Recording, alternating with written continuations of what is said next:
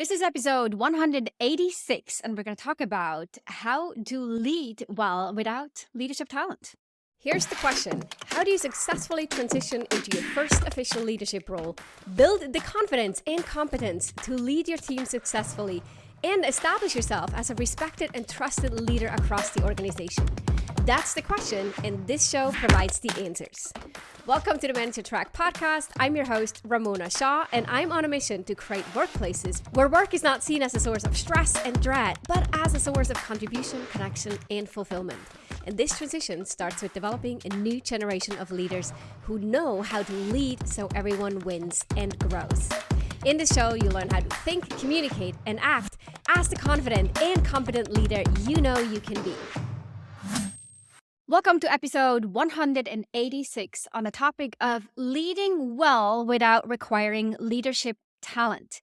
A lot of times when I talk to people who are moving into leadership roles or who've experienced people leadership for a while, the question comes up on whether or not they like it or if they're good at it.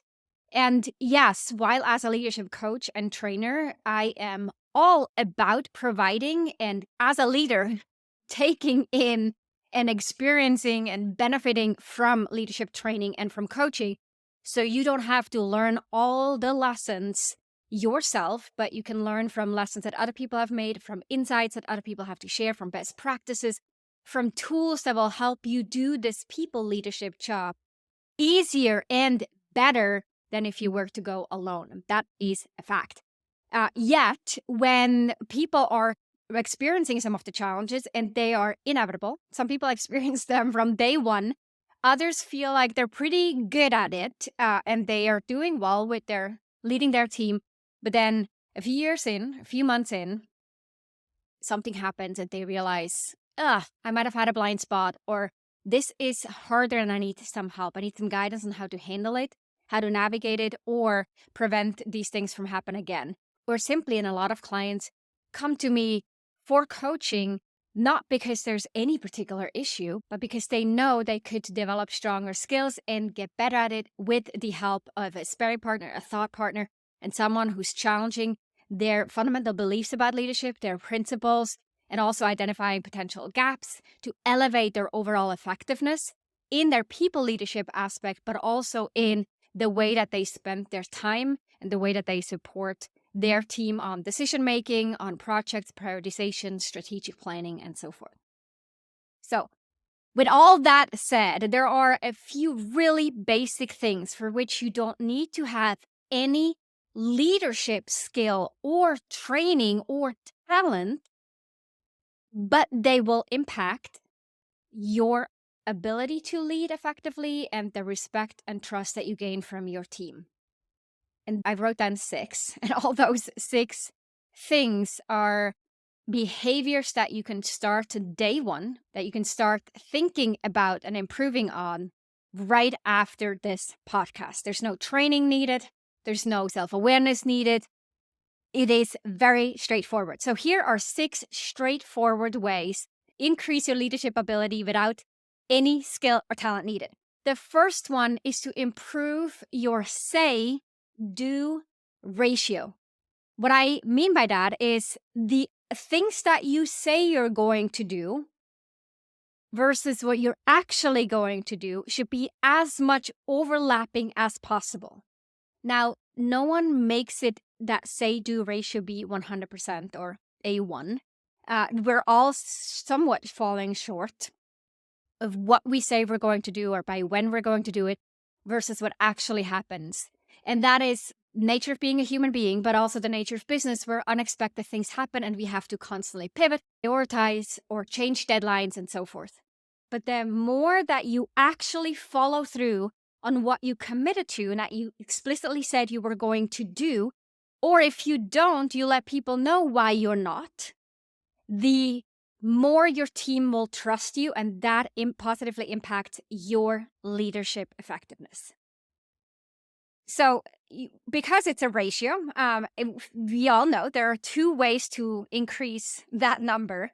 One, we can reduce the amount of commitments that we make. So lower the say part of the say-do ratio, or increase the do part of the ratio. So decreasing this say would mean that you make fewer commitments. So you're more careful in what you commit to.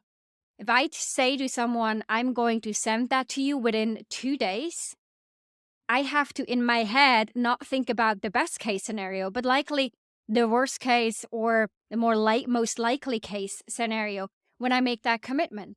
I don't think that nothing else will hit my desk between now and 2 days, but I do assume that, yeah, I could probably be delivered by tomorrow, but assuming that there's some unexpected emails or things coming my way, I give myself grace period to say I will deliver to you in 2 days. Now, if I deliver it earlier, great, but I don't have to go back and say, I'm sorry for being late. That would reduce my say-do ratio. So being careful what you commit to, committing to fewer things or expanding that time horizon if there's a deadline attached to it, will make it easier for you to boost your say-do ratio. On the other side, you increase what you're actually going to do. So that on one hand, that means you get really good at keeping track of your commitments. Somewhere you must have a commitment tracker or a task tracker or to-do list or a place where you take note of what you say you're going to do.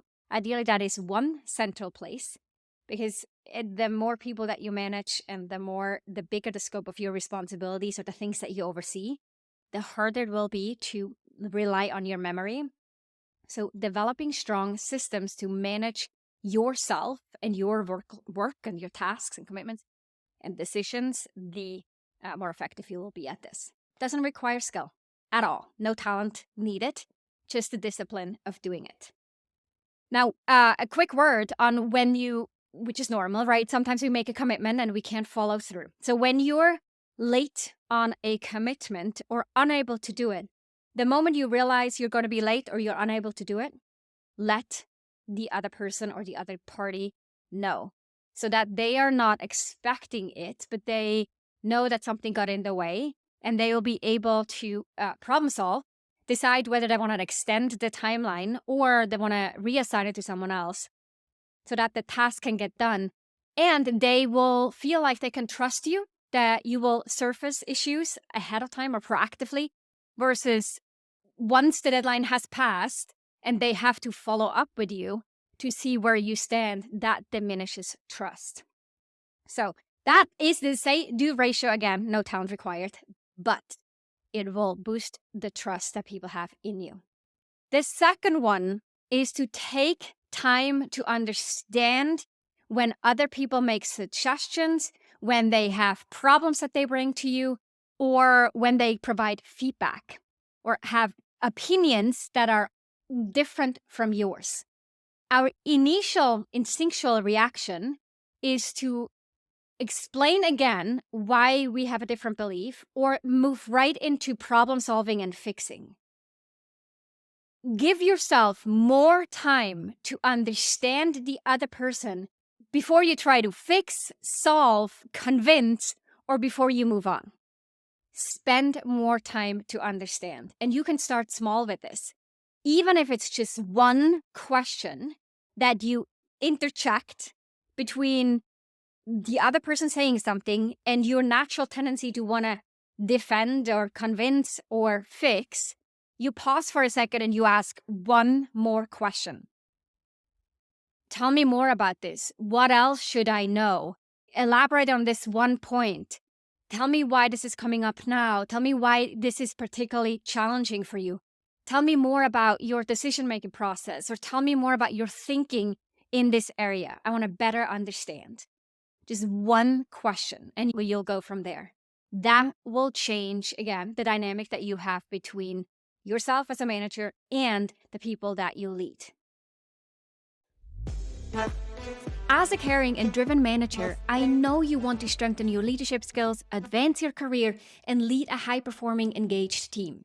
And in order to do that, as a leader, you need to lead with a system, not by shooting from your hips or reacting to everyone else around you. To do so, you need to first learn what should go into a leadership system, and second, develop your own. Now, the good news is that I teach you one must-have part in your leadership system in a concise, actionable, and yet comprehensive course focused on running successful one-on-one meetings with your direct reports. It includes over 67 minutes of tactical leadership training, plus a set of resources to make this as easy and immediately applicable for you as possible. You can either watch the video lessons or listen to it through a private podcast feed on your phone. You can get your hands on this course, which I want every single manager to have, for a nominal $19 at ramonashaw.com/11. That's 2 times the number 1. You can check the show notes for the details or head on over to ramonashaw.com/11 to get started right now. The third one is not to intervene.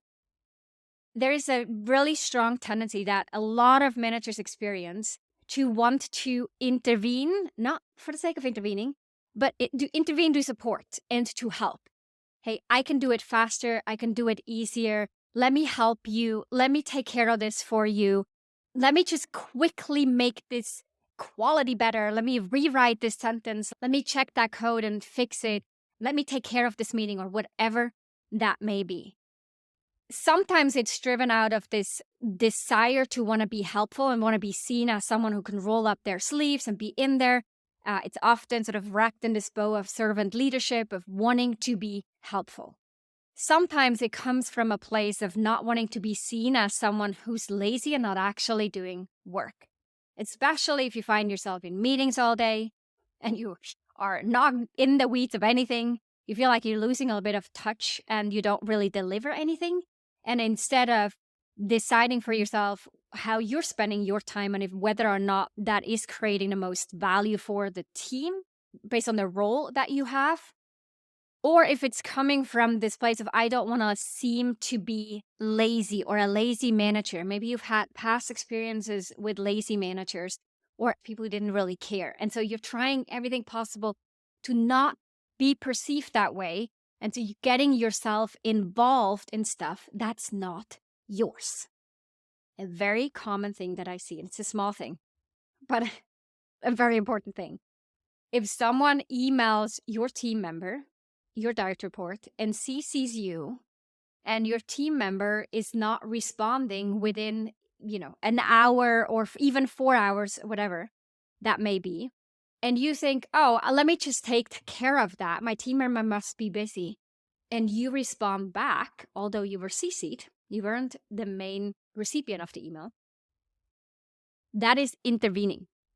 And you're sending that subtle message to your team member, consciously or unconsciously, that you need to help out. They're not quite capable to own their responsibilities themselves, to take care of it, to solve things, to fix them, to be stretched and be challenged and to go through the struggle, but then also be able to own their achievements at the end of it.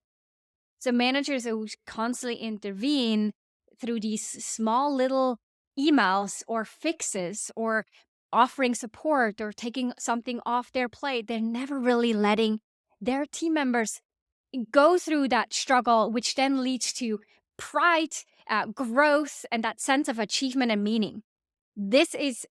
It requires discipline again. It doesn't really require much else. There's no skill involved in not intervening. Actually, quite the opposite. You'll need more skill to intervene or trying to do so well rather than just not to intervene and to lay back and say, I'm here for you. Let me know if I can be helpful. Let me know if there's something I can take off your plate. I am here to help. But you're leaving it up to the team member to reach out to you, to seek help versus you in an unsolicited way providing your help, which is what we call intervening. So that is the third one. The fourth one is to ask for feedback and not get defensive. So regularly soliciting feedback on how the meetings are going, how the goal setting is going, how much they agree to the current strategy or prioritization of work, what kind of questions or concerns do they have, what feedback they have for you specifically in how you're supporting them or decisions that you're making, what kind of risks that they're foreseeing, anything that You can solicit input, solicit feedback on what you're doing, or your leadership behavior doesn't require skill. You literally just have to ask a question. You have to ask it fairly specifically, but that's about it. So the only thing you want to avoid, actually two things you want to avoid, is to ask a broad question. Hey, do you have any feedback for me?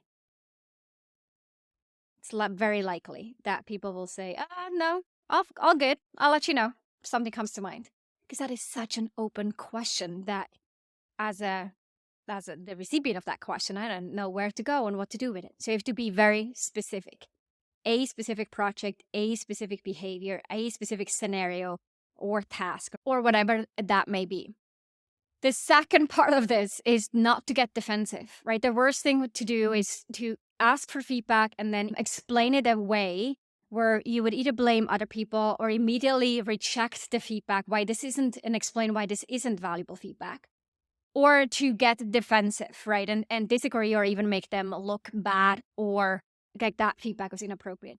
When you do this, even though you might be totally right, I don't know, right? Even though, let's assume, but if you are defending right away without really trying to understand first or even hearing it and then letting it sit for a couple of days or even a week and then going back and explaining what drove your decision or what is the reason for your behavior or your approach, it will be seen as defensive and people will not want to give you feedback again. So then in annual surveys, you're not getting feedback. People aren't raising issues to you because they don't want to be back in that situation.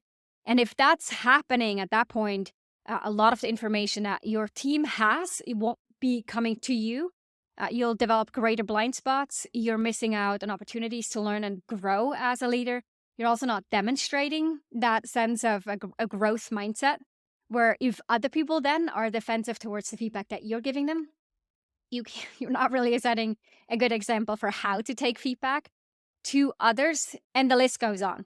So asking for feedback, soliciting feedback, letting people know you want to hear what they're thinking in their honest opinion, while also then responding in a constructive way where they want to share that with you because they feel like you're trying to understand, you're curious, you're willing to learn, you're willing and to be challenged, you actually welcome it. We have to give that very specific mandate to people so that they feel this is welcomed, and it may even be part of their responsibility to feed information and opinions back up to you.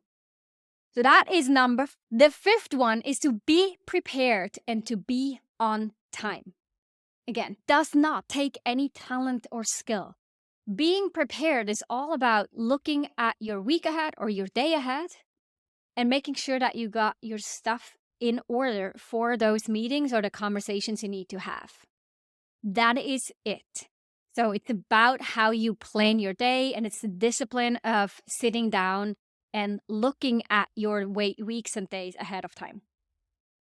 The thing about being on time, the most important part here boils down to communication. Yes, sometimes we're late, and especially if you have back-to-back meetings, sometimes you're caught up in a conversation where you just can't get out. That would be very rude if you were to say, hey, gotta go. Or inappropriate or not a good use of your time and everyone else's time in the meeting. In those situations, what you can always say is, hey, I want to finish that conversation, but I'm quickly going to let the people in my next meeting know that I'm running late. Give me 10 seconds. And then you send them a message saying, running about 10 or 15 minutes late. Please get started, or please address something I don't have to be part of early on, or start with this, or be directive and be explicit here on what you expect other people to do when you're late. If it's not your meeting, you're not running it, obviously just let them know that you'll be late and that you'll catch the notes or the recording, if anything, afterwards.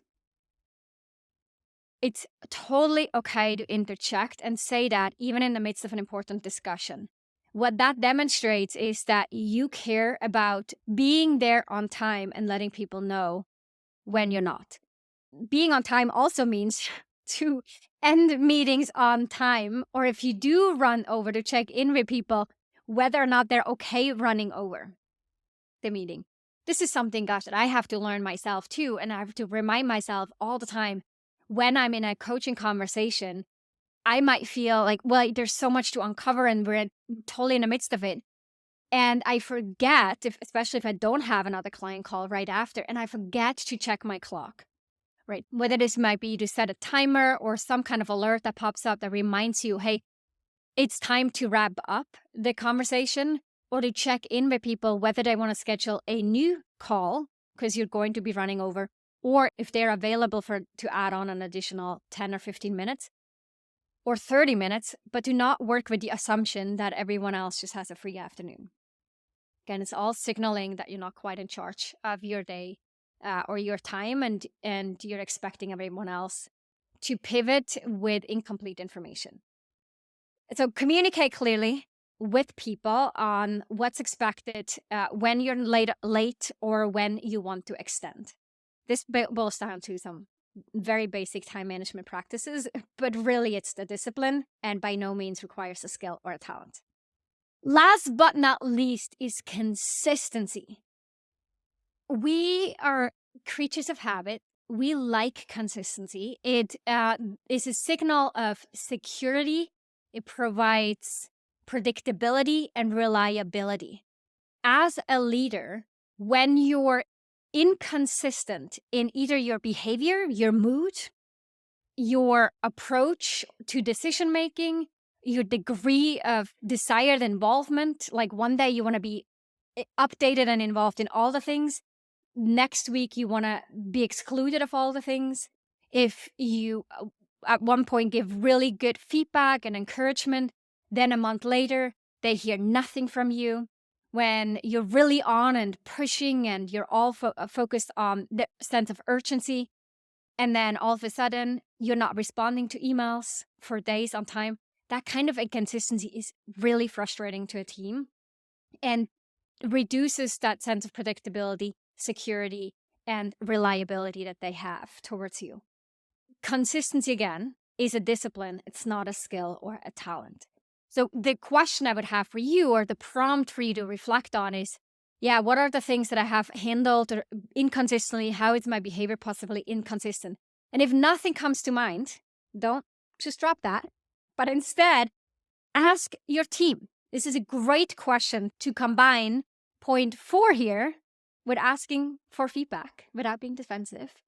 And this last one with being consistent, for you to go out and say, hey, is there anything that you perceive about me or how I run things in our team that seems inconsistent to you? I'm curious to hear what you think. So asking a specific question, it could be, hey, meetings, tasks, behaviors, moods, whatever that is, but what seems to be inconsistent. If they can't think of anything, let them know that next time they observe something that seems inconsistent or that it's confusing to them, unclear, because it seemed different from the past, to raise that and say, like, hey, this seems inconsistent with what you've previously said or previously done, so that you increase your awareness of what may be things that seem totally predictable and consistent to you, but not so to the people on the other side of your behaviors or your words. These are the 6 things that will increase your leadership effectiveness and require 0 training, 0 skill, or particular talent to lead. I said in the beginning that oftentimes new managers especially are concerned with whether or not they're cut out to be leaders, whether they're going to be good at it or not. There's so many things, such as the 6 we've talked about here, that make someone be a better leader or increase their leadership effectiveness. It really has nothing to do with how good you are with people or how well you lead.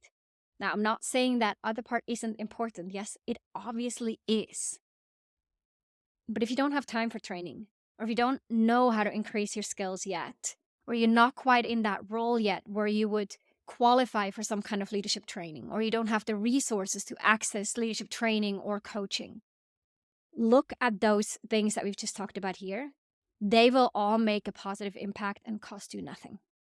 I'm going to quickly repeat. Increase your say-do ratio was number 1. Number 2, add time to understand. So interject those questions to better understand before you respond.